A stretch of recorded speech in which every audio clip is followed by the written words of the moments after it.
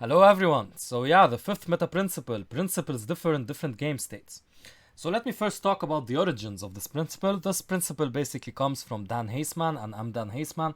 He wrote an award-winning article called The Six Common Chess States. So what do I mean by chess state? Well, for reference, Anam Dan Heisman says the six common chess states are the opening, the endgame, positions with opposite side castling and queens on the board, middle games with a closed and fixed center, positions where one player is winning easily, and the last one, the sixth one, is other positions, including middle games with an open center, and this is basically an all-encompassing type of header.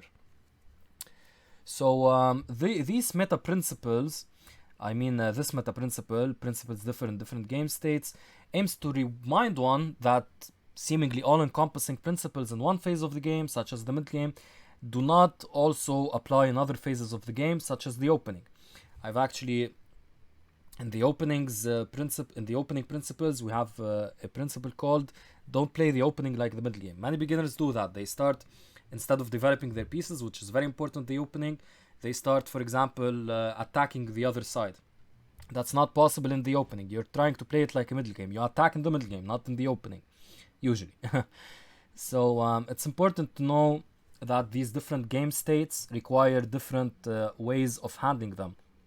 Similarly, in the middle game, for example, concepts such as space, such as king safety, these lose in importance in the end game. In the end game, your king is not under any danger, so you start using your king.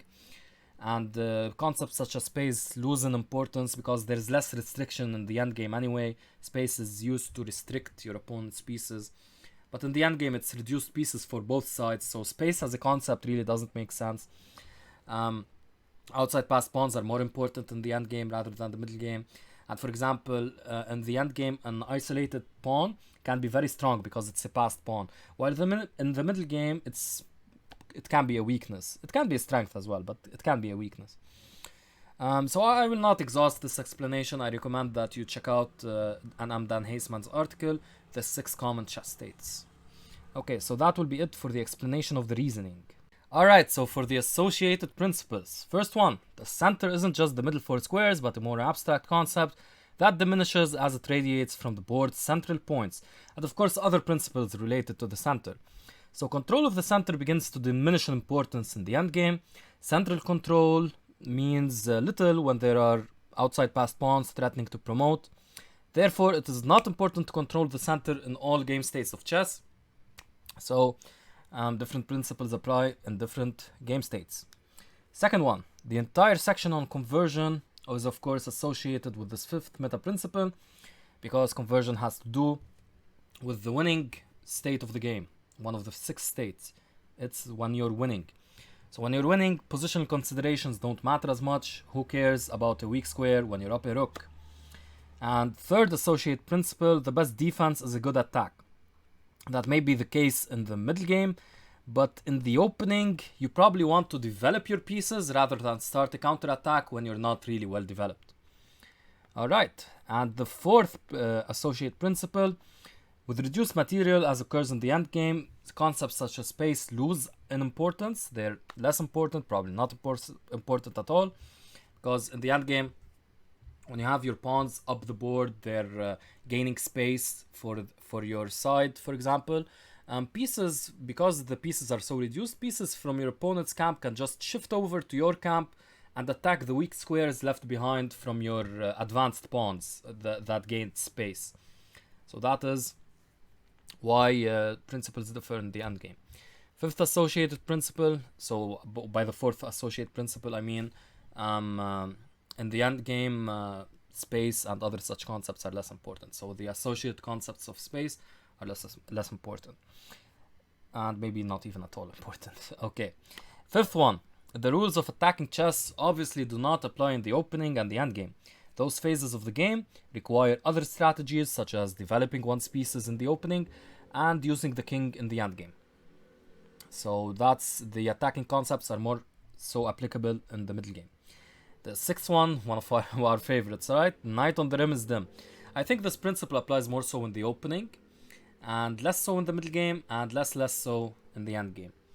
But of course there are exceptions to this. but I think that's the general trend. So this is one very specific principle that I think differs in different game states. Seventh, remind yourself that the endgame is a different animal. This is one of the principles. According to GM Suba, he says principles in the endgame are reversed in the middle game. We just saw that in the fourth associated principle, which had to do with space. And this is a more general concept. So, yeah. When in the end game, be on high alert for this reversal. Don't play it like the middle game. And actually, something GM Soltis recommends, Andrew Soltis, is to go up and get a glass of water when you're in the end game and over the board tournament, classical tournament, over the board game, because that helps you know that the principles differ. It changes your mind, kind of. It helps you realize that you're in a different game state. So that's actually a very important piece of practical advice that we'll also see later from Andrew Soltis. Alright, that's it for the associated principles.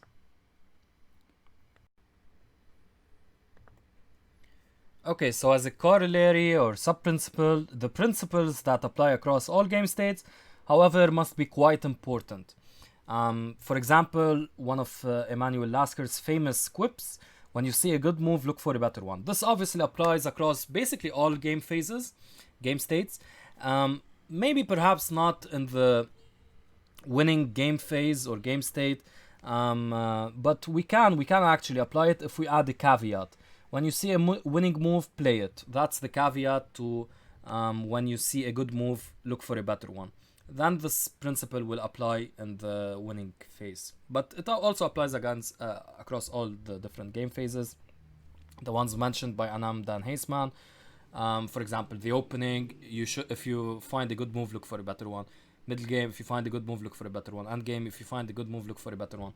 Basically always applies. So these kinds of principles that apply more so in different game phases rather than just one specific game phase, these are obviously more important principles, and that's just basically by definition. These are more important principles and more crucial to understand, more crucial to apply, and these are the principles that are that basically should guide you better than the other ones, because the other ones are more specific. These are more general because they apply across different game phases.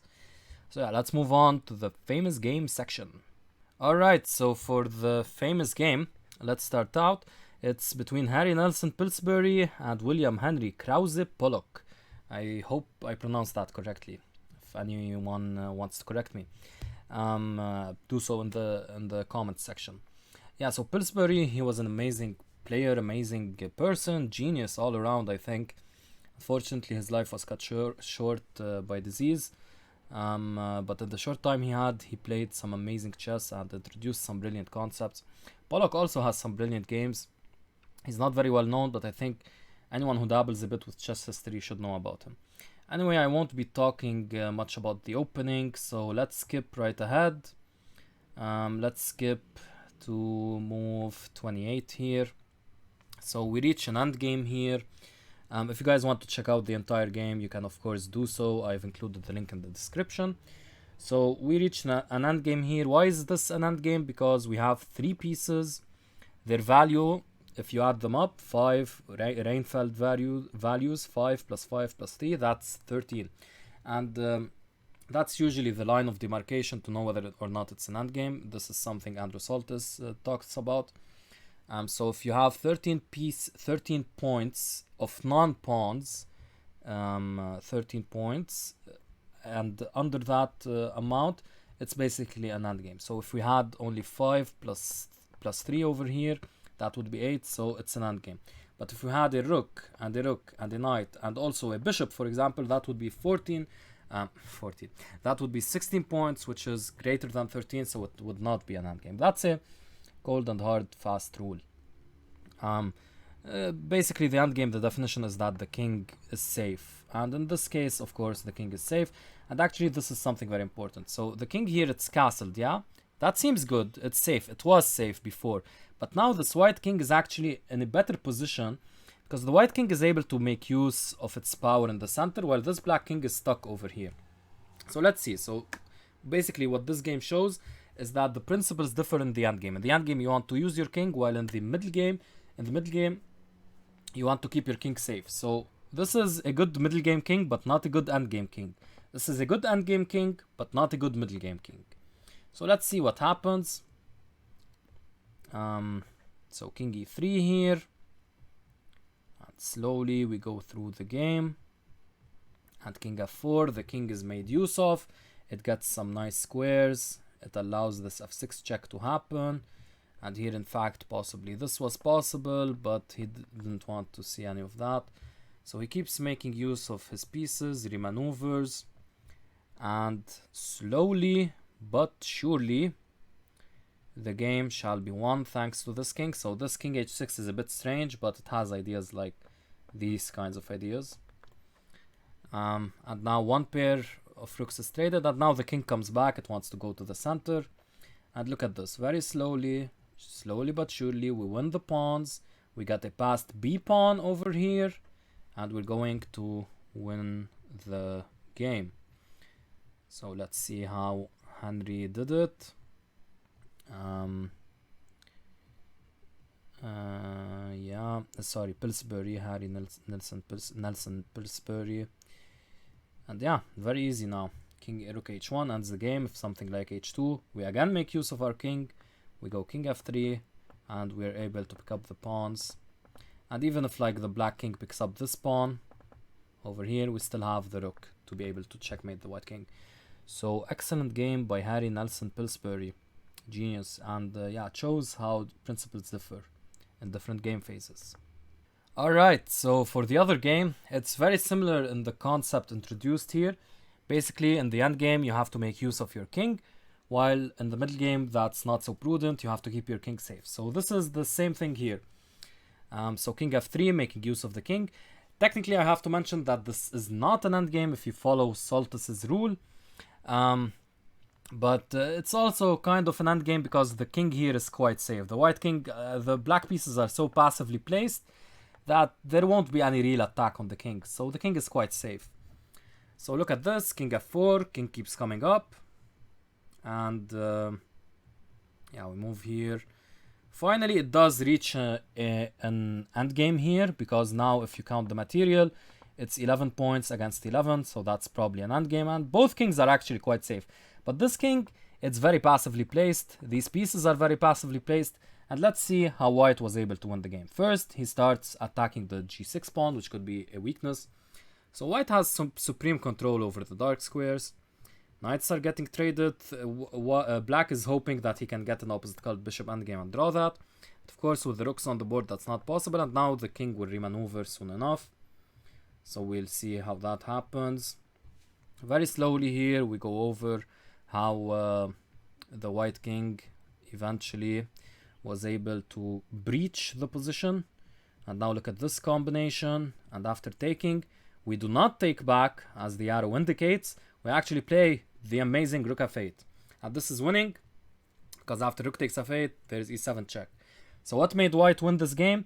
He won this game due to his king, which was much more active than black's king. So in the end game, make use of your king. Don't forget that. And that's not just a concept that you need to remember in the end game. You also need to remember that different phases behave differently. So in the end game, you make use of your king. In the middle game, you keep your king safe.